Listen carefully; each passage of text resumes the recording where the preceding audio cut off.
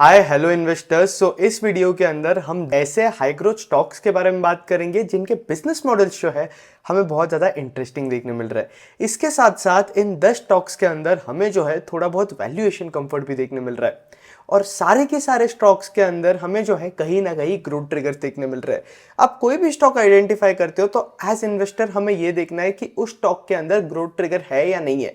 जैसे कि या तो उस स्टॉक के अंदर बहुत बड़ा केपेक्स हमें देखने मिल रहा है उस कंपनी के अंदर, जिसके वजह से उस कंपनी के अंदर आगे जाकर हमें ऑपरेटिंग लेवरेज देखने मिले, या फिर वो कंपनी एक बहुत बड़ा प्लेटफॉर्म बिजनेस है जिसकी वजह से हमें अगेन आगे जाकर ऑपरेटिंग लेवरेज देखने मिले कंपनी के अंदर, या फिर उस कंपनी के अंदर हमें जो है मार्जिन एक्सपेंशन देखने मिल रहा है, या फिर अगेन वो कंपनी जो है मार्केट के अंदर कोई बहुत बड़ा नया प्रोडक्ट लेके आई है जिसकी वजह से हमें उस कंपनी के सेल्स के अंदर बहुत ज़्यादा स्ट्रॉन्ग ग्रोथ देखने मिल रही है, या फिर मैनेजमेंट बहुत अच्छा एग्जीक्यूशन कर रहा है, या फिर अगेन अगर आप देखोगे तो डिफरेंट टाइप ऑफ जो है ग्रोथ ट्रिगर्स होते हैं। या फिर एक ट्रिगर ऐसा भी हो सकता है कि कंपनी जो है पुराने खराब मार्जिन से अभी नए मार्जिन पे रिकवर कर रही है, वो भी होता है। कभी कभी ऐसा होता है कि यार आप जो है दूसरे प्लेयर्स के लिए कॉम्पिटिटर बन जाते हो और आप उनका मार्केट शेयर खा रहे हो, आपकी सेल्स इंक्रीज हो रही है लेकिन उनकी रिड्यूस नहीं हो रही है। तो इस तरीके से हमारे बिजनेस वर्ल्ड के अंदर जो है बहुत सारे ग्रोथ ट्रिगर्स होते हैं जो कि कंपनी को कहीं ना कहीं जो है बेनिफिट करते हैं। और स्टॉक्स आपको पता ही होगा कि दो चीजों पे चलते हैं बॉस, एक है अपना परसेप्शन और दूसरा जो है अपना अर्निंग्स। अगर स्टॉक के अंदर अर्निंग्स ग्रोथ नहीं है तो स्टॉक जो है आपको पैसा बनाकर नहीं देगा। तो जो पहली कंपनी है जिसके बारे में हमें डिस्कशन करना है उसका नाम है जिनका लॉजिस्टिक्स। अब जिनका लॉजिस्टिक्स जो है ना एक बहुत यूनिक बिजनेस है जहां पे अगेन हमें जो है बहुत ज्यादा स्ट्रॉन्ग और सॉलिड ऑपरेटिंग लेवरेज देखने मिल रहा है। अब इंडिया के अंदर अगर आप देखोगे तो ट्रक ऑपरेटर्स होते हैं और वो ट्रक ऑपरेटर जो है क्या करते हैं, ये अपनी ट्रक जो है वो दूसरे ड्राइवर्स को दे देते हैं जो कि अगेन इनके ट्रक्स वगैरह यूज करते हैं, चलाते, लॉजिस्टिक्स के अंदर हेल्प करते, बाकी सारी चीजें जो है ट्रक्स के थ्रू होती है। तो अब ट्रकिंग इंडस्ट्री के अंदर अगर आप देखोगे तो ये इंडस्ट्री एक्सपेक्टेड है कि 8 to 9% CAGR के आसपास ग्रो। अराउंड 75% ऑफ ट्रक्स जो होती है वो आपके छोटे ऑपरेटर्स ओन करते हैं। मतलब क्या कि एक ऑपरेटर जो है या तो 5 ट्रक या फिर 5 ट्रक से नीचे ओन करता है। फिर इसके साथ साथ अब इन ट्रक ऑपरेटर्स को जो है बहुत सारी दिक्कतें होती है, जैसे कि एक तो इनको लोड जो है ट्रक के अंदर ऑल टाइम फुल रखनी पड़ती है ट्रक। जैसे कि एक आपकी ट्रक है वो आपकी place A to place B जो है गुड्स लेकर जा रहा है। अब ए टू बी वो चले गया लेकिन बी टू ए आने के लिए उसको फिर से गुड्स चाहिए। अगर ट्रक खाली आएगी तो वो जो है ट्रक आपके ट्रक ऑपरेटर का लॉस हो जाएगा। तो इस तरीके से जो है ये बहुत सारी प्रॉब्लम्स होती रहती है। जैसे कि आपका जो ट्रक ऑपरेटर है उसे ये भी देखना पड़ता है कि ट्रक ड्राइवर जो है किस तरीके से ट्रक चला रहा है, क्या स्पीड है ट्रक की, कहाँ कहाँ वो जो है ट्रक लेके जा रहा है। तो जिनका लॉजिस्टिक जो है आपकी जीपीएस सर्विसेज भी जो है आपके ट्रक ऑपरेटर्स को प्रोवाइड करती है, व्हीकल ट्रैकिंग वाली सर्विसेज प्रोवाइड करती है। इसके साथ साथ ये लोग जो है अगेन ट्रक्स को जो है फास्टैग प्रोवाइड कर देते हैं, जिसके वजह से ट्रक ऑपरेटर्स को जो है अगेन सब जगह पता चल रहा होता है कि किस तरीके से जो है कौन सा टोल ये लोग क्रॉस कर रहे हैं। नहीं तो कई बार ऐसा होता है कि ट्रक ऑपरेटर जो है ये आपके ट्रक ड्राइवर जो है उन्हें कैश के अंदर पैसा देते हैं टोल पे करने के लिए। तो ऐसा भी बहुत बार होता है कि ये लोग जो है कम कैश कम कैश का टोल पेमेंट होता है उसे ये लोग ज्यादा कैश दिखा देते हैं। तो ये सारी इनएफिशिएंसीज जो है ट्रकिंग इंडस्ट्री के अंदर थी जो कि प्रॉब्लम जो है जिनका लॉजिस्टिक्स सॉल्व कर रहा है। यहाँ पे अगेन ये लोग जो है आपकी फ्यूल पेमेंट्स वाली सर्विसेज हो गई, लोड प्लेटफॉर्म वाली सर्विस हो गई, ब्रोकरेज प्लेटफॉर्म वाली सर्विसेज हो गई, फ्यूल सेंसर वाली सर्विसेज हो गई, ये सारी सर्विसेज जो है जिनका लॉजिस्टिक्स प्रोवाइड करती है। अब जिनका लॉजिस्टिक्स अगर आप देखोगे तो ये जो है एक प्लेटफॉर्म बिजनेस है जिनके जो है दो पार्ट है। अब कंपनी के दो रेवेन्यू सेगमेंट है, एक है इनका कोर वाला सेगमेंट और दूसरा जो है ग्रोथ बिजनेसेस। इनके मैक्सिमम रेवेन्यूज अगर आप देखोगे तो हमें जो है कोर बिजनेसेस से ही जो है वो देखने मिल रहे हैं। ग्रोथ वाले जो इनके बिजनेसेस है ये अभी भी बहुत ज्यादा छोटे स्केल पे है और ये धीरे धीरे जो है स्केल होते हुए देखने मिल रहे हैं। आपको यहां देखना है कि इनके जो एवरेज मंथली ट्रांजैक्शन जो है ना ट्रक ऑपरेटर्स के वो कितने हो रहे हैं, आपको वो देखना है। फिर इसके साथ साथ इनके प्लेटफॉर्म पे मंथली ट्रांजैक्टिंग यूजर्स हमें कितने देखने मिल रहे हैं, कितना ज्यादा टाइम जो है एक ट्रक ऑपरेटर स्पेंड कर रहा है। जैसे कि अगर आप देखोगे तो Q1 FY25 के अंदर एक ट्रक ऑपरेटर 41 मिनट स्पेंड करता था इनके प्लेटफॉर्म पे, लेकिन अभी अगर आप देखोगे तो वही ट्रक ऑपरेटर जो है 43 मिनट्स के आसपास स्पेंड कर रहा है। तो अब जिनका लॉजिस्टिक्स के अंदर अगर आप देखोगे तो हमें जो है इस कंपनी के अंदर इनका जो कंट्रीब्यूशन मार्जिन है ना वो इंक्रीज होता हुआ देखने मिला है। और ये जो है एक प्लेटफॉर्म बिजनेस है, इनके एक्सपेंसेस जो है बहुत ज्यादा कम होते हैं, लेकिन आपके जितने ज्यादा यूजर्स होंगे ना आपके प्लेटफॉर्म बिजनेस के अंदर उतना ज्यादा जो है हमें ग्रोथ देखने मिलेगा। तो यहाँ पे अगेन अगर आप देखोगे जिनका लॉजिस्टिक्स की मैं बात करूं तो इनके यूजर जो है कॉन्स्टेंटली इंक्रीज होते जा रहे हैं और कंपनी के अंदर जो है हमें बहुत ज्यादा सॉलिड ऑपरेटिंग लेवरेज देखने मिल रहा है। रीजन बीइंग कि एक तो इनके रिकरिंग रेवेन्यूज आ रहे हैं कंपनी के पास, इनकी जो कंट्रीब्यूशन मार्जिन है वो हमें इंक्रीज होते हुए देखने मिल रहा है, इनका यूजर रिटेंशन स्ट्रांग है और इनका बिजनेस मॉडल जो है एसेट लाइट है। अब जिनका लॉजिस्टिक्स के ऊपर मैं एक बहुत डिटेल वीडियो कवर कर चुका हूँ, जिनका और कार ट्रेड के ऊपर यूट्यूब पे भी अवेलेबल है वीडियो, अगर आप देखोगे तो एक्स पे भी अवेलेबल है। एक्स पे अगर आप जाकर सर्च करोगे मेरे प्रोफाइल पे जिनका लॉजिस्टिक्स या फिर कार ट्रेड, तो आपको जो है मेरे प्रोफाइल पे वीडियो भी मिल जाएगा, तो वो आपको जो है जाकर चेकआउट करना है ताकि आपको जो है इनका बिजनेस मॉडल और सही से समझ जाए। और अगर आप देखोगे तो Q1 FY25 से हमें जो है कंपनी और ऑटोमेटिकली इनके एबिटा मार्जिन जो है वो पॉजिटिव होते हुए दिखे, और Q1 FY25 के अंदर ये जो है सिर्फ 12 करोड़ का एबिटा बना रहे थे और अभी जो है ये लोग 47 करोड़ का एबिटा बना रहे। अब इसका ये मतलब है कि हमें बिजनेस के अंदर जो है बहुत ज्यादा स्ट्रॉन्ग और सॉलिड ऑपरेटिंग लेवरेज देखने मिल रहा है। और ये प्लेटफॉर्म बिजनेस का मैजिक यही है कि यार एक लिमिट होती है जहां तक इन्हें फिक्स्ड कॉस्ट बेयर करने पड़ते और फिर कंपनी के अंदर जो है ऑपरेटिंग लेवरेज आ जाता है। और इसके साथ साथ ये लोग और दूसरी सर्विसेज के अंदर भी जा रहे हैं, जैसे कि सुपर लोड्स के अंदर जो है ये लोग एंटर करे हुए। फिर इसके साथ साथ अगेन मैनेजमेंट जो है ग्रोथ के लिए बहुत ज़्यादा ऑप्टिमिस्टिक है और बता रहा है कि आगे जाकर ऑपरेटिंग लेवरेज हमें बिजनेस के अंदर जो है देखने मिलेगा। अब यहाँ पे अगेन आपको एज इन्वेस्टर ये देखनी है कि जितनी ज़्यादा इनकी सब्सक्रिप्शन के थ्रू रेवेन्यू आ रही है उतना ज़्यादा इनके लिए बेटर है, क्योंकि ये जो है इनके लिए एक रिकरिंग रेवेन्यू हो गया, तो आपका रेवेन्यू आने की प्रेडिक्टेबिलिटी जो है इस केस में और इंक्रीज हो जाती है। तो जिनका लॉजिस्टिक्स के बाद जो सेकेंड कंपनी है उसका नाम है विंडलास बायोटेक। अब विंडलास बायोटेक जो है ये आपकी सीडीएमओ के अंदर काम कर रही है, ये भी एक बहुत छोटी कंपनी है। तो यहाँ पे अगेन अगर आप देखोगे तो ये आपके कौन से सीडीएमओ के अंदर काम करते हैं, ये लोग जो है आपके जेनेरिक सीडीएमओ के अंदर काम करते हैं। तो इसलिए अगर आप इनके मार्जिन्स देखोगे तो कंपैरेटिवली अगर आप अमी ऑर्गेनिक्स जैसी कंपनीज को कंपेयर करो, ब्लू जेट जैसी कंपनीज को कंपेयर करो जिनके एबिटा मार्जिन जो है हमें 43-44% के आसपास देखने मिलते हैं, तो उनसे अगर आप कंपेयर करोगे तो मार्जिन कम रहेंगे, क्योंकि यार वो लोग जो है इनोवेटर कैटेगरी के अंदर काम करते हैं। ये लोग कहाँ काम करते हैं, ये लोग जो है जेनेरिक कैटेगरी के अंदर काम करते हैं। तो इसलिए हमें जो है मार्जिन के अंदर डिफरेंस देखने मिल रहा है। लेकिन ओवरऑल विंडलास का अगर हम परफॉर्मेंस देखें ना, तो यहाँ पे सेल्स ग्रोथ अगर आप देखोगे कंपनी की, तो पिछले 5-6 क्वार्टर से जो है हमें कंसिस्टेंट परफॉर्मेंस देखने मिल रहा है कंपनी का, और कंपनी जो है आराम से 20% प्लस पे जो है अपनी टॉप लाइन ग्रो कर रही है और मार्जिन जो है मोर और लेस सेम है। अब विंडलास के अंदर अगर आप देखोगे तो बहुत इंटरेस्टिंग चीज ये हो रही थी कि कंपनी का जो है एक नया इंजेक्टेबल का फैसिलिटी आ रहा है। अब ये इंजेक्टेबल का फैसिलिटी आते से इनके एबिटा मार्जिन जो है वो हमें इंप्रूव होते हुए देखने मिलेंगे। तो क्योंकि यूजुअली क्या होता है कि इनके जो सीडीएमओ के अंदर मार्जिन है ना वो अच्छे खासे है, लेकिन इनके जो इंजेक्टेबल के अंदर मार्जिन रहेंगे ना वो कंपैरेटिवली बेटर रहेंगे। अगर हम वर्टिकल वाइज ग्रोथ देखें तो सीडीएमओ के अंदर हमें जो है 18% की ग्रोथ देखने मिली। इनका जेनेरिक्स वाला भी बिजनेस है जहाँ ये लोग अगेन जेनेरिक्स वगैरह जो है प्रोवाइड करते हैं आपकी बाकी कंपनीज को, तो वहाँ पे ये लोग जो है 25% के आसपास ग्रो कर रहे हैं। और इनका जो है एक्सपोर्ट वाला बिजनेस भी है जहाँ पे ये लोग अगेन 45% के आसपास ग्रो कर रहे हैं। टैरिफ से जो है विंडलास बायोटेक को इतना बड़ा रिस्क नहीं बनता है। एक बीच में रिस्क हमें देखने मिल रहा था कि जो आपके जेनेरिक है ना, जेनेरिक मेडिसिन, उनके अंदर प्राइस इरोशन हमें देखने मिल रहा था यूएस के अंदर।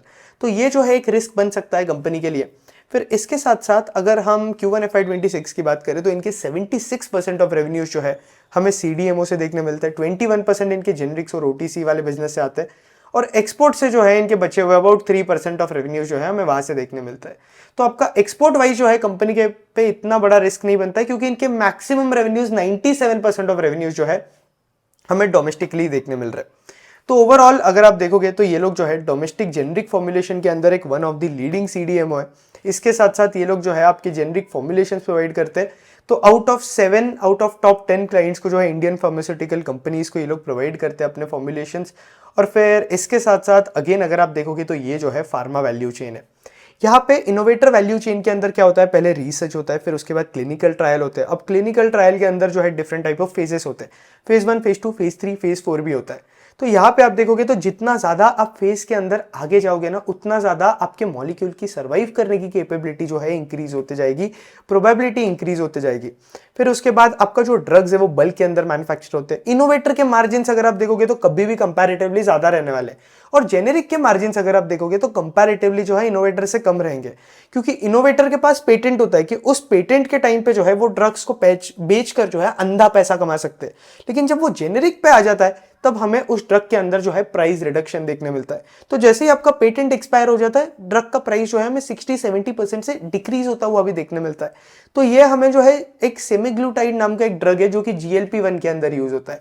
तो वहां पे हमें ये केस देखने मिल सकता है जहां प्राइस के अंदर हमें रिडक्शन देखने मिलेगा, क्योंकि आपका कनाडा के अंदर इनका जो पेटेंट है वो एक्सपायर हो रहा है। तो आप जेनेरिक के अंदर अगर आप देखोगे तो ये लोग जो है मैन्युफैक्चरिंग के अंदर है। अगेन यहाँ पे भी क्लिनिकल ट्रायल्स होते हैं, फिर उसके बाद ये लोग पैकेजिंग करते हैं और फिर मार्केटिंग करते हैं। तो जेनेरिक के अंदर आपका जो थोड़ा प्रेजेंस है ना एज कंपेयर टू इनोवेटर थोड़ा इजियर साइड पे आ जाता है। इसके बाद अगर हम आगे जाकर बात करें तो यहाँ पे अगर आप देखोगे तो विंडलास के केस में इनकी जो है 5 फैसिलिटीज के आसपास है।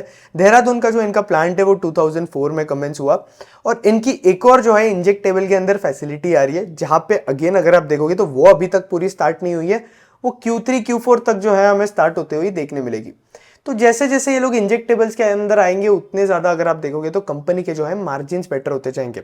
एज ऑफ नाउ कंपनी का डेप्रिसिएशन अगर आप देखोगे ये रीजन की वजह से तो हमें उसके अंदर जो है इंक्रीज देखने मिला है। चाहे इनका पहले डेप्रिसिएशन वही 12-13 करोड़ के आसपास था, आज के डेट पे वो डेप्रिसिएशन जो है लगभग मोर देन डबल हो चुका है। तो जैसे जैसे फैसिलिटी ऑपरेशनलाइज होगी, प्रॉफिटेबल होगी, उस तरीके से हमें विंडलास के अंदर भी जो है ऑपरेटिंग लेवरेज देखने मिलेगा।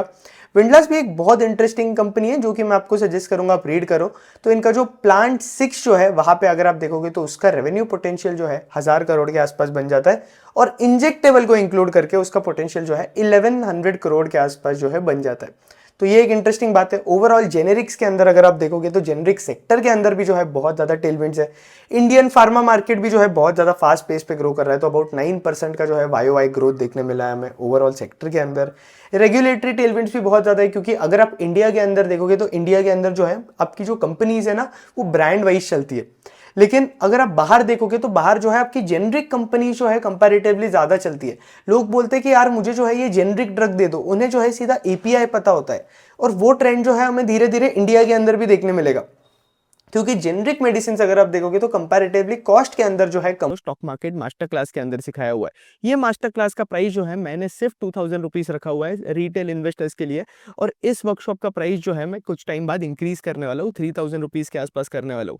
इस वर्कशॉप के अंदर ओवर 200 प्लस लोग जो है एनरोल कर चुके हैं, और जितने भी लोग एनरोल है सबने मुझे बहुत ज्यादा पॉजिटिव रिव्यू दिए है इस क्लास के बारे में। इसके साथ साथ अगर आपको जेन्युइनली कुछ इक्विटी रिसर्च सीखना है, अगर आपको जेन्युइनली आपके लाइफ में कुछ करना है, अगर आप इरिटेट हो गए हो, आपको पोर्टफोलियो मैनेजमेंट सीखना है, आपको समझ में ही नहीं आ रहा है मार्केट के अंदर चीजें कैसे चलती है, आप बस ये यूट्यूब पे वीडियोस देख रहे हो, उस पर स्टॉक मार्केट के डिसीजन ले रहे हो, कुछ टेलीग्राम ग्रुप पे आप एडेड हो, या फिर कोई दोस्त आपको टिप्स दे रहे हैं तो आप उस पर डिसीजन ले रहे हो, या फिर आप ढंग से जो है मार्केट के अंदर रिसर्च नहीं कर पा रहे हो, तो आपके लिए जो है zero to hero equity research वाली जो क्लास है ये मस्ट नीडेड है। और ये 20 आवर्स का कंटेंट जो है आपको देखना है। इस क्लास के अंदर आपके 20 आवर्स के रिकॉर्डेड लेक्चर्स है, ये आपको देखना है। इसके साथ साथ इसमें टोटल 11 सेशंस है। इसमें आपको पीपीटी भी मिलेगी जो मैं यूज कर रहा हूँ। इसके साथ साथ डिफरेंट सेक्टर के लिए डिफरेंट चेकलिस्ट होती है जो कि हमें फॉलो करनी चाहिए। हर एक सेक्टर की अलग मेंटल मॉडल होता है। जैसे कि हॉस्पिटल्स के लिए हमें कुछ और देखना चाहिए, आप ऑटोमोबाइल कंपनीज के लिए देखोगे तो हमें कुछ और ट्रैक करना चाहिए। फिर उसके बाद आप कैपिटल मार्केट वाली कंपनीज देखोगे, या कैपिटल गुड्स वाली कंपनीज देखोगे, लैब ग्रोन डायमंड कंपनीज देखोगे, गोल्ड कंपनीज देखोगे। तो हर एक सेक्टर के अंदर जो है हमें अलग अलग चेकलिस्ट फॉलो करनी पड़ती है, अलग अलग चीजें ट्रैक करनी पड़ती है कंपनीज के अंदर। तो इस मास्टर क्लास के अंदर आप सीखोगे कि कौन से सेक्टर के अंदर हमें क्या देखना है। आप आराम से एक बार आपने 20 आवर्स का कंटेंट देख लिया, आपको कंपनीज ट्रैक करनी स्टार्ट करनी है, और फिर आप जो है कोई भी कंपनी को ट्रैक कर सकते हो, नॉट किडिंग। इसके साथ साथ जो है मैं आपको इस मास्टर क्लास के अंदर सिखाऊंगा कि आप किस तरीके से एआई को अपने रिसर्च के अंदर यूज कर सकते हो, लेवरेज कर सकते हो। यहाँ पे मैंने जो है आपको वैल्यूएशंस के बारे में भी सिखाया हुआ है कि आप किस तरीके से कोई भी स्टॉक को जो है वैल्यू कर सकते हो मार्केट के अंदर विद इन मिनट्स। वो सीएफए वाले लोग होते हैं ना, वो कॉम्प्लेक्स कॉम्प्लेक्स मॉडल सिखाते हैं आपको, डीसीएफ मॉडल, ये मॉडल, वो मॉडल, आपको कोई जरूरत नहीं है। क्योंकि रियल लाइफ के अंदर अगर हम स्टॉक मार्केट के अंदर होते हैं तो ये सारी चीजें जो है एप्लीकेबल नहीं होती है, फाइनेंस वाली चीजें। तो आप भले ही एमबीए फाइनेंस हो या फिर आपका स्टॉक मार्केट के अंदर कोई बैकग्राउंड नहीं है, आपको जो है ये मास्टर क्लास के अंदर एनरोल कर लेना चाहिए अगर आपको जेन्युइनली स्टॉक मार्केट के बारे में जो है सीखना है। यहाँ पे मैं आपको ये भी सिखाऊंगा कि आप पोर्टफोलियो मैनेजमेंट किस तरीके से कर सकते हो, जहां मैं अपना पोर्टफोलियो रिवील करूंगा आप लोगों को, और अपने पोर्टफोलियो के स्टॉक से जो है मैंने आपको सारी चीजें सिखाई है। तो ये 2000 का प्राइस है, ये कुछ भी नहीं है। और जो वैल्यू आपको इस मास्टर क्लास के अंदर मिलेगी ना, वो बहुत ज्यादा, इनफैक्ट 100x ज्यादा होगी जो प्राइस आप पे कर रहे हो। और डेली मुझे मेल्स आते रहते हैं, डेली मुझे डीएम्स आते हैं, व्हाट्सअप पे आता है, एक्स पे आता है, जीमेल पे मेल्स आते होते हैं। लोग जो है डेली मुझे बता रहे होते हैं कि भाई मास्टर क्लास के बाद जो है हमें कंटेंट बहुत अच्छा लगा, एकदम सुपर कंटेंट है। क्योंकि लोग आपको स्टॉक मार्केट कोर्सेज के नाम पे कचरा बेच रहे हैं, आपको बेसिक चीजें सिखा रहे हैं। और इस मास्टर क्लास के अंदर आप एकदम एडवांस चीजें सीखोगे, और वो चीजें सीखोगे जो कि आपको मार्केट के अंदर एक्चुअली रेलेवेंट है। और इसके साथ साथ लोग मुझे बताते हैं कि यार भाई हमने मास्टर क्लास देखने के बाद हमारा पूरा पोर्टफोलियो रिबैलेंस कर लिया। इसके साथ साथ लोग मुझे ये भी बता रहे हैं कि हमने कंपनीज को ट्रैक करना स्टार्ट कर दिया है। कुछ लोगों ने तो कंटेंट क्रिएट करना स्टार्ट कर दिया है, तो वो लोग भी जो है कॉन्स्टेंटली टच के अंदर है। और एक और चीज़, मास्टर क्लास देखने के बाद अगर आपको कभी भी डाउट आता है कोई भी स्टॉक रिलेटेड या कोई भी चीज़ रिलेटेड, तो आप जो है मुझसे वन ऑन वन भी कनेक्ट कर सकते हो, या तो मेरे एक्स के ट्विटर के डीएम्स के अंदर, या फिर आप मुझे मेल कर सकते हो, या मेल और डीएम्स पे कनेक्ट करोगे तो मेरे लिए ज़्यादा बेटर होगा। तो मास्टर क्लास के लिए एनरोल कर लेना, लिंक नीचे जो है डिस्क्रिप्शन के अंदर दिया हुआ है। और ये वैल्यू जो आपको मिलेगी ना इस प्राइस के लिए, वो कंपैरेटिवली 100x ज़्यादा है। तो ये 2000 रुपीज़ के लिए जो है सोचो मत, हमें जो है इग्नोरेंस टैक्स पे नहीं करना है हमारे लाइफ के अंदर। और ये सारी चीज़ें जब हम लर्निंग पे मिस आउट कर देते हैं ना, तो हम जो है इग्नोरेंट टैक्स पे करते हैं होती है। तो ये एक इंटरेस्टिंग ट्रेंड है, ओवरऑल हमें जो है इंडिया के अंदर आगे जाकर देखने मिलेगा। तो जो थर्ड इंटरेस्टिंग कंपनी है विंडलास के बाद, वो है एक्सिस स्केट्स टेक्नोलॉजीज। अब ये जो है एक बहुत इंटरेस्टिंग कंपनी है। कंपनी जो है यहाँ पे पूरा टर्न अराउंड हमें देखने मिल रहा है। पहले जो थे ये लोग सर्विसेज और प्रोडक्ट्स के बिजनेस के अंदर थे, जहां 80% ऑफ इनके रेवेन्यूज जो है हमें सर्विसेज वाले बिजनेस से देखने मिल रहे थे, और 20% ऑफ इनके जो रेवेन्यूज है हमें प्रोडक्ट वाले बिजनेस से देखने मिल रहे थे। अब कंपनी क्या कर रही है, सर्विसेज को ये लोग 20% करने वाले, प्रोडक्ट्स को जो है ये लोग 80% करने वाले। तो इसके वजह से हमें इस कंपनी के मार्जिन भी जो है बहुत ज्यादा बेटर होते हुए देखने मिलेंगे, और आगे जाकर इनके एबिटा मार्जिन अगर आप देखोगे तो बहुत ज्यादा बेटर रहेंगे। अब कंपनी का मैनेजमेंट टारगेट कर रहा है कि FY30 तक ये इनकी टॉप लाइन जो है 9000 करोड़ के आसपास कर देंगे। एज ऑफ नाउ इनकी रेवेन्यू अगर आप देखोगे तो 1000 करोड़ का टॉप लाइन ये लोग बना रहे हैं। तो 9000 से अगर आप कैलकुलेट करोगे, आगे अभी 2025 चल रहा है, तो यहाँ से अगर आप 5 साल भी कैलकुलेट करोगे तो हमें कितना परसेंट CAGR का ग्रोथ देखने मिल सकता है। आराम से 70% CAGR का ग्रोथ जो है हमें इनके टॉप लाइन के अंदर देखने मिल सकता है। तो गाइडेंस बहुत ज़्यादा सॉलिड है, लेकिन आपको देखना है कि किस लेवल की जो है हमें कंपनी के अंदर ग्रोथ देखने मिलेगी। तो अभी FY26 के अंदर मैनेजमेंट ये बता रहा है कि ये लोग जो है आराम से 40% के आसपास जो है इनके कोर वर्टिकल्स ग्रो करने वाले। और इसके साथ साथ ये लोग जो है अगेन अगर आप देखोगे तो आपके एरोस्पेस वाले डिवीजन के अंदर भी है, डिफेंस वाले डिवीजन के अंदर भी है, और आपके सेमीकंडक्टर वाले डिवीजन के अंदर भी है। तो यहाँ पे इनके जो एबिटा मार्जिन बनकर आते हैं, सबसे ज्यादा मार्जिन जो है इनके सेमीकंडक्टर वाले बिजनेस के अंदर है, फिर डिफेंस वाला बिजनेस आ जाता है, और इसके बाद जो है इनका एरोस्पेस वाला बिजनेस आ जाता है। बाकी इनके जो दूसरे बिजनेसेस है उसे जो है इनका स्केल जो है वो धीरे धीरे रिड्यूस कर रहे हैं, क्योंकि यहाँ पे अगेन अगर आप देखोगे तो ये लोग एनर्जी बिजनेस के अंदर भी है, और ये लोग ऑटो बिजनेसेस के अंदर भी है, जो कि कंपनी के लिए जो है इतने ज्यादा प्रॉफिटेबल नहीं है। तो ये जो है कुछ की बिजनेसेस बनकर आते हैं जहां मैनेजमेंट जो है फोकस कर रहा है। फिर इसके साथ साथ ये कंपनी ने अपना पूरा स्टाफ भी चेंज किया, अपने पूरे एम्प्लॉयज भी चेंज किए। तो यहाँ पे इन्होंने पूरे चेंज के चक्कर में एम्प्लॉय कॉस्ट जो है इनका बहुत ज़्यादा इंक्रीज हो गया, जिसके वजह से हमें इस कंपनी के अंदर जो है एडजस्टेड पैट देखना चाहिए, क्योंकि नॉर्मल पैट अगर आप देखोगे तो लाइक फॉर लाइक कंपैरिजन जो है आपको कंपनी के राइट प्रॉफिटेबिलिटी के बारे में जो है। इसके बाद अगर हम बात करें तो कंपनी को जो है अच्छे खासे ऑर्डर्स भी मिलते जा रहे हैं, जैसे कि DRDO जो है कंपनी को अगेन ऑर्डर मिला है। इसके साथ साथ इन्हें जो है 50 टन का टैंक ट्रेलर का जो है ऑर्डर मिला है इंडियन आर्मी से। फिर इसके साथ साथ इन्हें जो है वायरिंग हार्नेस का ऑर्डर मिला हुआ है ब्रह्मोस से। तो अगेन ये सारी इंटरेस्टिंग चीजें जो है चलती जा रही है। आगे जाकर जिस तरीके से मैनेजमेंट बोल रहा है वो चीजें प्ले आउट होते हुए देखने मिली, तो इनका मार्जिन जो है हमें एबिटा मार्जिन लगभग 29-30% के आसपास जो है देखने मिल सकता है, जो कि एज ऑफ नाउ यार सिर्फ 14% के आसपास है। तो इतना ज़्यादा एबिटा मार्जिन एक्सपेंशन हमें अगर कंपनी के अंदर देखने मिलेगा, उतना ज़्यादा स्ट्रॉन्ग ऑपरेटिंग लेवरेज भी जो है हमें कंपनी के अंदर देखने मिलेगा। एज ऑफ नाउ कंपनी के अगर हम रेवेन्यू देखें तो हमें 35% ऑफ रेवेन्यूज जो है एरोस्पेस से आते हुए देखने मिलते हैं, 24% ऑफ रेवेन्यूज जो है डिफेंस से हमें देखने मिल रहा है, फिर 16% ऑफ रेवेन्यूज इनके सेमीकंडक्टर वाले वर्टिकल से आ रहे हैं, और ऑटो वाले सेगमेंट से इनके अबाउट 21% ऑफ रेवेन्यूज आ रहे हैं। अब इसके साथ साथ अगर हम मिक्स देखें तो इनके ऑन साइड से जो है 25% ऑफ रेवेन्यूज हमें देखने मिल रहे हैं, और आपके ऑफशोर से जो है 75% ऑफ रेवेन्यूज जो है हमें लगभग देखने मिल रहे हैं।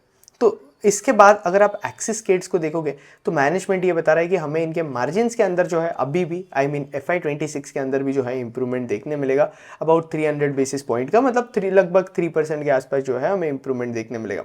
अब 3% या 6% वो मुझे एग्जैक्ट नंबर जो है एज ऑफ नाउ याद नहीं आ रहा है, अगर हम कॉन्फ्रेंस कॉल के अंदर ही जाकर चेक करें, और यहाँ पे अगर आप मार्जिन का गाइडेंस देखोगे तो आपको जो है यहाँ पे मिल जाएगा। मुझे exact number as of now नहीं याद आ रहा है।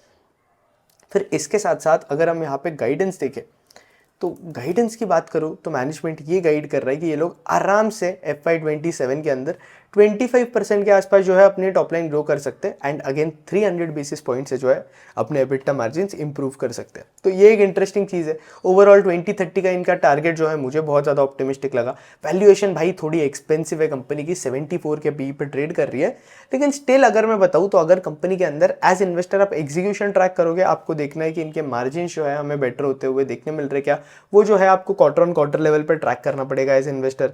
क्या लेवल की ग्रोथ आ रही है, अब जैसे कि मैनेजमेंट गाइड कर रहा है उस लेवल की ग्रोथ जो है हमें देखने मिल रही है क्या, इनके बाकी वर्टिकल जो है किस तरीके से स्केल आउट होते हुए देखने मिलते हैं। तो ये सारी चीज़ें जो है एज इन्वेस्टर हमें ट्रैक करनी पड़ेगी कंपनी के अंदर। फिर इसके साथ साथ आपके एक्सिस केड्स के बाद एक और कंपनी बनकर आती है जिसका भी मॉडल बहुत ज़्यादा इंटरेस्टिंग है और जहाँ पे भी बहुत ज़्यादा ग्रोथ देखने मिल रही है। इसका नाम है जीना सीको लाइफ केयर लिमिटेड। अब जीना सीको के केस में अगर आप देखोगे तो इनकी Q1 FY26 की कॉन कॉल जो है ना बहुत ज़्यादा सॉलिड हुई थी और इन्होंने नंबर्स भी जो है बहुत ज़्यादा बम्पर रिपोर्ट करे हुए। तो यहाँ पे अगर हम Q1 FY26 के इनके नंबर्स देखें तो कंपनी ने अपनी टॉप लाइन जो है 74% YOY लेवल पे जो है इंक्रीज करी है और पैट ग्रोथ अगर आप देखोगे तो हमें 218% का जो है पैट ग्रोथ देखने मिला है कंपनी के अंदर। कंपनी के रेवेन्यू मिक्स की बात करूँ तो इनके कुछ 80 करोड़ के आसपास रेवेन्यू जो है अबाउट मेडिसिन से आ रहे हैं। इनका जो सर्विसेज वाला बिजनेस है प्राइवेट पंचकर्मा, वहाँ से इनके कुछ 78 करोड़ ऑफ रेवेन्यूज आ रहे हैं और 15 करोड़ ऑफ रेवेन्यू जो है इनके बनकर आ रहे हैं आपके गवर्नमेंट पंचकर्मा से। अब यहाँ पे अगर आप देखोगे तो हमें जीना सीको के अंदर इनके जो मार्जिन है ना उसके अंदर फॉल देखने मिला था Q4 के अंदर। तो ये मेरे लिए जो है मतलब इन्होंने जो गाइडेंस दिया था ना मार्जिन का उसके हिसाब से हमें फॉल देखने मिला था। तो पहले मुझे लगा कि इनके नंबर्स बहुत नेगेटिव है, बट फिर कंपनी का कॉन कॉल हुआ जहाँ मैनेजमेंट ने जो है बहुत ज़्यादा ऑप्टिमिस्टिक गाइडेंस दिया, जहाँ इन्होंने बोला कि यार ये Q1 FY26 के अंदर और स्ट्रॉन्ग गाइडेंस देंगे और FY26 के अंदर ये अपने रेवेन्यूज जो है कुछ 720 करोड़ के आसपास ये लोग टॉप लाइन करने वाले। अब इसके साथ साथ इन्होंने जो है केपेक्स करा था Q4 FY25 के अंदर। इन्होंने अपने नंबर ऑफ बेड जो है बहुत ज़्यादा फास्ट पेस पे एक्सपेंड किए थे, इसलिए हमें मार्जिन के अंदर फॉल देखने मिला। अब कोई कंपनी अगर बहुत ज़्यादा फास्ट पेस पे एक्सपेंड कर रही है और ये रीज़न की वजह से हमें उस कंपनी के मार्जिन के अंदर फॉल देखने मिल रहा है, तो ये जो है कोई भी नेगेटिव बात नहीं है। और इन्वेस्टर्स जो कि सिर्फ क्वार्टर ऑन क्वार्टर बेसिस पे इन्वेस्टिंग करते हैं या फिर वो लोग बस अपने नॉर्मल सिर्फ नंबर्स देख लेते हैं और उनकी इन्वेस्टिंग हो जाती है, तो ये सारे जो इन्वेस्टर्स होते हैं ना वो कभी मार्केट के अंदर नहीं पैसा बनाते, क्योंकि उन्हें जो है हमें एज इन्वेस्टर स्टॉक के पीछे स्टोरी क्या चल रही है, कंपनी के अंदर क्या चल रहा है, ये सारी चीज़ें जो है पता होनी चाहिए। तो यहाँ पे अगेन अगर आप देखोगे तो इनके एबिटा मार्जिन जो है फिर से इंप्रूव हो गए। इनके EBITDA margin as of now Q1 FY26 हमें 45% के देखने मिले और पैट मार्जिन अगर आप कंपनी के देखोगे तो 29% के देखने मिल रहे हैं। अब कंपनी के मैनेजमेंट ने अगर आप देखोगे तो मनीष जी जो कि आचार्य है, उन्होंने भी बहुत इंटरेस्टिंग बताया कि उन्होंने गाइडेंस दिया हुआ है कि ये लोग 20 to 25% के आसपास जो है इनके पैट मार्जिन रखेंगे। इसके साथ साथ ये बहुत इंटरेस्टिंग वे में अपना बिजनेस स्केल अप कर रहे हैं, जैसे कि जो आयुर्वेदा की सर्विसेज होती है। अब यहाँ पे अगेन अगर आप देखोगे तो इनके मैक्सिमम मार्जिन जो है इनके सर्विसेज वाले बिजनेस के अंदर ही होते हैं, जहाँ से इनके अबाउट 54% ऑफ रेवेन्यूज आ रहे हैं। तो इनका जो सर्विसेज वाला बिजनेस है ना, ये लोग हब एंड स्पोक मॉडल के अंदर ऑपरेट करते हैं और ये लोग जो है खुद के प्रोडक्ट्स भी बेचते हैं, हेल्थ प्रोडक्ट्स आयुर्वेदा के अंदर। तो उनसे इनके कुछ 46% ऑफ रेवेन्यूज आ रहे हैं। अब कंपनी का मैनेजमेंट ये बता रहा है कि उन्हें जो है इनका जो सर्विसेज वाला बिजनेस है ना उस पर कंपैरेटिवली ज़्यादा फोकस करना है एज कम्पेयर टू प्रोडक्ट वाला बिजनेस, क्योंकि यहाँ पे मार्जिन भी जो है कंपनी के बेटर हमें देखने मिल रहे हैं। तो सर्विसेज के अंदर इनके हॉस्पिटल्स आ जाते हैं और आपके क्लिनिक्स आ जाते हैं, डे केयर वाले। फिर प्रोडक्ट के अंदर अगर आप देखोगे तो OTC के अंदर इनके कुछ के B2C टेलीकॉलिंग और ई-कॉमर्स के थ्रू ये लोग अपने प्रोडक्ट्स बेचते हैं और अपने B2B सेल्स और आपके इनके जो खुद के फ्रेंचाइजीज स्टोर्स भी है जहाँ पे ये लोग जो है इनके प्रोडक्ट्स वगैरह सेल आउट करते हैं। तो ये बात हो गई जीना सीको के बारे में। इनका ओवरऑल गाइडेंस भी बहुत ज़्यादा इंटरेस्टिंग है। ये लोग जो है आपके आयुर्वेदिक कैटेगरी के अंदर काम करते हैं, तो आपके यथार्थ हो गया या फिर मैक्स हो गया, तो उनसे जो है ये लोग एग्जैक्टली जो P2P बेसिस पे कॉम्पीट नहीं कर सकते, क्योंकि यार आप देखोगे जो आयुर्वेदा का जो क्लाइंट बेस है वो पूरा अलग है और आपके बड़े बड़े हॉस्पिटल जैसे कि मैक्स हेल्थ केयर या फिर यथार्थ हो गया, तो उनका क्लाइंट बेस जो है अलग बनकर आता है। तो हम डायरेक्ट कंपैरिजन नहीं कर सकते। लेकिन ओवरऑल अगर मैं बताऊँ तो इनके जो हॉस्पिटल्स है ये लोग एसेट लाइट मॉडल पे काम करते हैं, तो इन्हें ब्रेक इवन करने के लिए ना ज़्यादा टाइम नहीं लगता है। मैक्स का हॉस्पिटल देखोगे, यथार्थ का हॉस्पिटल देखोगे, तो उन लोगों को ब्रेक इवन करने के लिए टाइम लगता है, जो कि हमें जीना सीको के केस में नहीं देखने मिलता है। इनके हॉस्पिटल जल्दी ब्रेक इवन हो जाते हैं, मतलब इनके नॉर्मल बेड्स वगैरह यार 6 मंथ्स के आसपास जो है आराम से ब्रेक इवन हो जाते रहेंगे। फिर इसके साथ साथ आपको अगर स्क्रीनर पे इसका पीई देखोगे तो 113 देखने मिल रहा है हमें।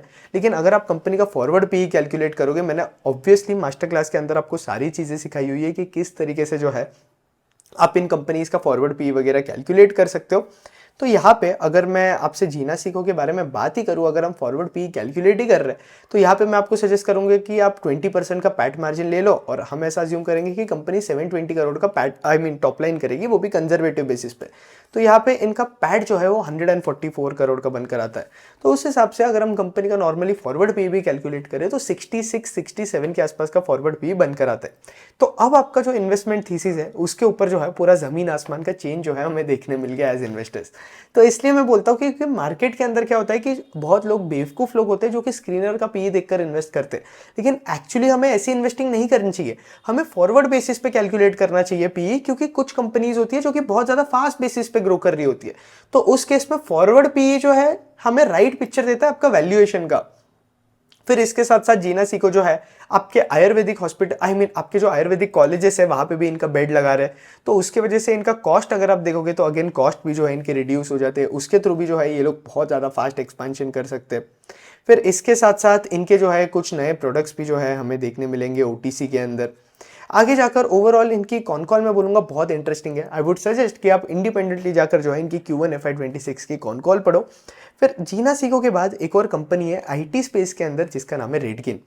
अब रेडगेन की बॉस अगर मैं बात करूं तो रेडगेन के अंदर क्या हो रहा है, रेडगेन के अंदर पिछले कुछ क्वार्टर से अगर आप देखोगे तो हमें जो है बिल्कुल भी ग्रोथ नहीं देखने मिल रही है, और कंपनी ने जो है आपका Q3 के अंदर भी इनका गाइडेंस रिड्यूस किया, Q4 के अंदर भी इनका गाइडेंस रिड्यूस किया, और आपका जो Q1 FY26 है उसमें तो मैनेजमेंट ने सीधा गाइडेंस दे दिया है कि भाई आप क्वार्टर ऑन क्वार्टर बेसिस पे हमारी कंपनी मत कंपेयर करो। अब मार्केट के अंदर क्या होता है, बहुत सारे इन्वेस्टर जो है सिर्फ QOQ बेसिस पे कंपैरिजन कर रहे हैं, YOY लेवल पे रिजल्ट्स नहीं देख रहे। इसके साथ साथ कुछ सेक्टर्स होते हैं जैसे कि CDMO सेक्टर हो गया, आपका आईटी सेक्टर हो गया, यहाँ पे आप क्वार्टर ऑन क्वार्टर या YOY लेवल पे कंपैरिजन नहीं कर सकते, क्योंकि इन कंपनीज के रेवेन्यूज जो है लंपी होते हैं, जैसे कि E2E नेटवर्क्स हो गया या फिर रेडगेन ट्रैवल जैसी कंपनीज हो गई। तो यहाँ पे आपको जो है 2-3 इयर्स का होराइजन लेकर चलना ही पड़ेगा इन कंपनीज के अंदर, तो ही आपको जो है राइट पिक्चर देखने मिलेगा। क्योंकि कुछ साल जो है ये लोग बहुत बड़ा केपेक्स कर रहे होंगे, कई बार जो है ये लोग R&D के ऊपर स्पेंड कर रहे होंगे। अभी भी अगर आप देखोगे तो आपका जो रेडगेन है वो R&D के ऊपर बहुत ज्यादा स्पेंड कर रहा है, और इन्वेस्टर्स पहले बोलते हैं कि यार हमें इनोवेशन चाहिए, फिर उन्हें जो है गुस्सा आ जाता है अगर कंपनी जो है R&D के ऊपर स्पेंड करती है, स्टॉक के अंदर जो है हमें फॉल देखने मिलता है। तो ये अप्रोच जो है आपकी कुछ सेक्टर की कंपनीज का वो गलत है। तो CDMO और IT सेक्टर की कंपनीज आप स्टडी कर रहे हो तो ट्राई करो कि आप जो है 2-3 इयर्स का होराइजन लेकर चलो। अब रेडगेन जो है ये आपके ट्रैवल वाले इंडस्ट्री के अंदर एसोसिएटेड है, ये वाली कंपनी। इनके रेवेन्यूज अगर आप देखोगे तो अब एज आईटी कंपनी जितने ज्यादा रेवेन्यूज आपके सब्सक्रिप्शन के थ्रू आते हैं उतना ज्यादा कंपनी के लिए जो है बेटर होता है। तो इनके 17.5% ऑफ रेवेन्यू सब्सक्रिप्शन से आ रहे हैं, ट्रांजैक्शन से इनके 50% ऑफ रेवेन्यूज आ रहे हैं, और कुछ रेवेन्यूज जो है अबाउट 31% ऑफ रेवेन्यूज जो है इनके हाइब्रिड रेवेन्यूज है। कंपनी के मैक्सिमम रेवेन्यूज 58% नॉर्थ अमेरिका से हमें देखने मिल रहे हैं। अब कोई बोलेगा भैया टैरिफ का कोई रिस्क नहीं है, देखो टैरिफ का रिस्क इस कंपनी के अंदर नहीं है, क्योंकि यार ये लोग जो है सर्विसेज वाले कैटेगरी के अंदर काम करते हैं। टैरिफ वाला जो रिस्क है हमें प्रोडक्ट वाले कैटेगरी के अंदर देखने मिल रहा है। तो टैरिफ वाला रिस्क जो है रेडगेन को कोई बनकर नहीं आता है। फिर इसके साथ साथ इनके टॉप 10 क्लाइंट्स अगर आप देखोगे तो 30% ऑफ रेवेन्यू लगभग जो है कंपनी का कंस्टिट्यूट करते हैं, और अबाउट 70% ऑफ इनके रेवेन्यू जो है इनके बाकी क्लाइंट से आते हैं। अब कोई भी अगर आप आईटी कंपनी को कैलकुलेट कर रहे हो तो यहाँ पे आपको देखना है कि इनका LTV टू कैक रेशियो कितना है। तो LTV टू कैक अगर 3 के ऊपर रहा तो अच्छी बात है। इनका LTV टू कैक अगर आप देखोगे, अब जितना ज्यादा आपका LTV टू कैक रहेगा उतना ज्यादा आपके कंपनी के लिए जो है बेटर रहेगा। इसका ये मतलब है कि आप कम कॉस्ट देके आपके कस्टमर से जो है कितना ज्यादा वैल्यू निकाल पा रहे हो। तो यहाँ पे अगेन अगर आप देखोगे तो इनका LTV टू कैक जो है 14 के आसपास है, जो कि बहुत ज्यादा हेल्दी है। और ग्रॉस रेवेन्यू रिटेंशन अगर आप कंपनी का देखोगे तो 89 के आसपास है, 89-90% के आसपास, जो कि अगेन जो है हेल्दी नंबर से बहुत ज्यादा। अब रेडगेन के साथ दिक्कत क्या हुआ था कि इनके जो है एक बहुत इंपॉर्टेंट क्लाइंट है, मतलब अच्छा खासा रेवेन्यूज आता था इनका उस क्लाइंट से, वो क्लाइंट जो है इन्हें छोड़कर चला गया। अब क्लाइंट एट्रिशन ऑब्वियसली हमें देखने मिलता है किसी भी कंपनी के अंदर, और जब आपके मैक्सिमम रेवेन्यूज किसी क्लाइंट से आ रहे हैं ना तो ओवरऑल आपके कंपनी के रेवेन्यूज के ऊपर इंपैक्ट देखने मिलता है। तो इसलिए कंपनी की जो ग्रोथ है वो हमें जो है थोड़ी रिड्यूस होते हुए दिखी इस क्लाइंट की वजह से। तो ये रिस्क बनकर आता है आपके क्लाइंट कॉन्सेंट्रेशन का। तो यहाँ पे अगेन अगर आप देखोगे तो कंपनी के मैक्सिमम रेवेन्यूज हमें जो है वो डास से भी देखने मिल रहे हैं, डिस्ट्रीब्यूशन से भी देखने मिल रहे हैं, और इनके सबसे ज्यादा रेवेन्यू जो है इनका जो मार्टेक वाला डिवीजन है वहां से हमें देखने मिल रहा है। मार्जिन वाइज अगर आप देखोगे तो हमें रेडगेन के थोड़ा बहुत मार्जिन के अंदर जो है फॉल देखने मिला है, beat in terms of EBITDA margin हो गया या पैट मार्जिन हो गया, क्योंकि अगेन मैंने आपको बताया R&D के अंदर इनकी इन्वेस्टमेंट बहुत ज्यादा चल रही है एज ऑफ नाउ। फिर इसके साथ साथ अगर हम ग्लोबल ट्रैवल इंडस्ट्री की भी बात करें तो ये इंडस्ट्री भी जो है बहुत ज़्यादा फास्ट पेस पे ग्रो हो रही है। आपके जो नए होटल शो के ऐड हो रहे हैं वो 6 to 7% के आसपास ग्रो कर रहे हैं। आपकी एयरलाइन के वॉल्यूम्स के अंदर जो है हमें 6-7% की ग्रोथ देखने मिल रही है। आपके ओटीएस जो है, जो कि ट्रैवल एजेंट्स होते हैं, उनके अंदर भी जो है हमें 3 to 10% की जो है आराम से ग्रोथ देखने मिल रही है। तो अब रेडगेन के बारे में इंटरेस्टिंग क्या है, अबाउट इनके कंपनी के 50% ऑफ रेवेन्यू जो है हमें सब्सक्रिप्शन से देखने मिलता है। तो ये जो है सब्सक्रिप्शन और हाइब्रिड वाले रेवेन्यूज जो है ना, ये कंपनी के लिए रिकरिंग रेवेन्यूज होते हैं। तो कंपनी के ऊपर जो है एक रिस्क नहीं बनकर आता है कि भाई ये क्लाइंट का काम हो गया तो आगे जाकर रेवेन्यूज का क्या होगा। फिर इनके 3 वर्टिकल्स हैं। अब इन्होंने मार्टेक वाले वर्टिकल के अंदर जो है एडारा नाम की एक कंपनी को एक्वायर किया था, और ये एडारा वाली जो कंपनी है डास से जो है ये लोग मार्टेक के अंदर उसके रेवेन्यू जो है सारे शिफ्ट कर रहे हैं। अब मार्टेक के अंदर क्या होता है, डास के अंदर क्या होता है, डिस्ट्रीब्यूशन के अंदर क्या होता है। यहां अगर आप देखोगे डास के अंदर कंपनी क्या करती है, ये लोग जो है डेटा एंड इंफॉर्मेशन प्रोवाइड करते हैं आपके सारे प्लेयर्स को जो कि आपके ट्रैवल इंडस्ट्री और हॉस्पिटैलिटी इंडस्ट्री के अंदर काम करते हैं। डिस्ट्रीब्यूशन के अंदर ये जो है आपके होटल्स हो गया या फिर आपके अगेन ओटीएस वगैरह हो गए, उन सारे प्लेयर्स को जो है ये लोग सीमलेस कनेक्टिविटी प्रोवाइड करते हैं। फिर इसके साथ साथ अगेन मार्टेक के अंदर अगर आप देखोगे तो ये आपके जो बड़े बड़े क्लाइंट्स हैं, जैसे कि आपके बड़े बड़े ओटीएस हो गए जहाँ से हम लोग बुकिंग करते हैं, जैसे कि मेक माई ट्रिप एक ओटीए बन जाता है। फिर इसके बाद यात्रा.com जो है, ये सारी कंपनीज हो जाती है। तो उन्हें जो है ये लोग end to end digital market suite provide करते हैं, और इसके साथ साथ ये लोग जो है आपके होटल्स को भी जो है एक डिजिटल मार्केट सूट प्रोवाइड करते हैं। तो यहाँ पे क्या होता है कि जो आपके होटल्स वगैरह लिस्ट हो रहे, नए होटल्स आ रहे, तो वो इनके प्लेटफॉर्म पे आकर बोल सकते हैं कि हमारा ऐसा ऐसा बिजनेस है। तो फिर ये लोग जो है उनके प्लेटफॉर्म पे उसे लिस्ट कर देंगे। फिर आपके जो बड़े बड़े ओटीएस है उनके प्लेटफॉर्म पे ये लोग आने लगेंगे। तो इस तरीके से जो है काइंड ऑफ इनका बिजनेस मॉडल है। तो यहाँ पे आप देखोगे तो इसके थ्रू ये लोग डायरेक्ट बुकिंग वगैरह जो है ऑप्टिमाइज कर सकते हैं। कोई हॉस्पिटल आपका जो होटल है वो ऐसा है कि यार वो बोलेगा कि हमें इस तरीके से अपनी बुकिंग करवानी है, तो वो सारी चीज़ें जो है मार्टेक के थ्रू कंपनी के अंदर हो सकता है। तो ये भी एक इंटरेस्टिंग वर्टिकल है। अब रेडगेन के मैनेजमेंट ने गाइडेंस दिया हुआ है कि ये लोग 6 to 8% के आसपास ग्रो करेंगे, लेकिन अगेन FY27 के अंदर हमें जो इनकी ग्रोथ रेट्स है ना वो बेटर होते हुए देखने मिलेगी। और जो एडारा को इन्होंने एक्वायर कर रखा है वहां पे किस लेवल की ग्रोथ जो है ये लोग लेकर आते हैं, वो एज इन्वेस्टर जो है हमें ट्रैक करनी पड़ेगी। तो यहाँ पे अगेन अगर हम देखें तो इन्हें डास सेगमेंट के अंदर जो है अच्छे खासे ऑर्डर्स वगैरह जो है हमें देखने मिल रहा है। फिर इसके साथ साथ अगर हम बात करें तो मैनेजमेंट इनकी ग्रोथ के बारे में क्या बोल रहा है, एज ऑफ नाउ कंपनी के अच्छे खासे रेवेन्यू जो है हमें ट्रांजैक्शन से भी देखने मिल रहा है। पहले सब्सक्रिप्शन से जो है कंपैरेटिवली इनके जो ट्रांजैक्शन से जो रेवेन्यूज है वो कंपैरेटिवली ज़्यादा आते थे फ्रॉम आपका सब्सक्रिप्शन मॉडल। फिर यहाँ अगर आप देखोगे तो इनके ट्रांजैक्शनल बिजनेस के अंदर जो रिन्यूएबल रेट्स है वो कुछ अबाउट ओवर 35% के आसपास जो है इंक्रीज हुए वाई लेवल पे। फिर इसके साथ साथ अगर आप देखोगे तो मैनेजमेंट गाइड कर रहा है कि आगे जाकर FY26 में इनके जो टॉप लाइन ग्रोथ है वो 8% के आसपास रहेगी, और 15 to 17% के आसपास ये लोग जो है एबिटा मार्जिन बनाने वाले। और मैनेजमेंट यही बता रहा है कि यार ये अगेन इन्होंने अच्छी चीज़ की है कि QOQ वाले इन्वेस्टर्स है ना, उन्हें जो है ये लोग इनके बिजनेस से दूर रख रहे हैं। ये लोग बता रहे हैं कि यार हम लोग जो है हर क्वार्टर अपनी गाइडेंस चेंज नहीं करने वाले, तो यही गाइडेंस है, आगे जाकर जो है हम अगले साल चेंज करेंगे गाइडेंस इनकी सीधा। तो ये मैनेजमेंट बता रहा है। इसके साथ साथ FY27 के अंदर हमें जो है स्ट्रॉन्ग ग्रोथ देखने मिल सकती है। तो आराम से 20% के आसपास जो है हमें ग्रोथ देखने मिल सकती है FY27 के अंदर कंपनी के अंदर। तो ये एक इंटरेस्टिंग बात हो जाती है। इसलिए मैं आपको सजेस्ट करूंगा कि रेडगेन जैसे बिजनेस जो है ना बनाना सिंपल नहीं है। तो आप जो है ऐसे बिजनेसेस को ट्रैक पे रखो, और ये जो IT बिजनेसेस होते हैं ना, आप यहाँ पे 2-3 ईयर का होराइजन लोगे तो एज इन्वेस्टर आपके लिए भी बेटर रहेगा।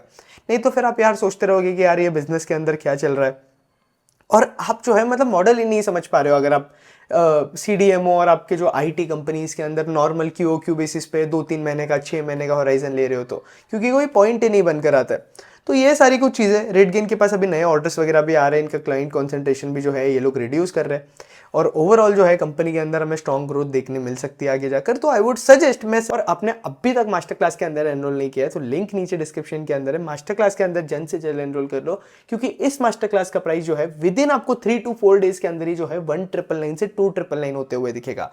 तो आप अगर चाहते हो कि यार आप कम प्राइस पे एनरोल कर लो तो जल्द से जल्द जो है अब भी एनरोल कर लेना, क्योंकि एक बार प्राइस इंक्रीज हो गया तो भाई मैं आपकी हेल्प नहीं कर सकता हूँ। और मास्टर क्लास होने के बाद आपको कोई भी डाउट आता है ना, तो आप जो है मुझे X के DMs पे रीच आउट कर सकते हो मेरे। और इस मास्टर क्लास के अंदर आपको जो है 100x वैल्यू फॉर मनी मिलेगी। तो मास्टर क्लास का लिंक नीचे डिस्क्रिप्शन में दिया हुआ है, आप जो है डायरेक्ट रजिस्टर कर लेना। That's it. होपफुली वीडियो पसंद आया होगा। आयुष मर्दा साइनिंग ऑफ। जय हिंद, जय भारत।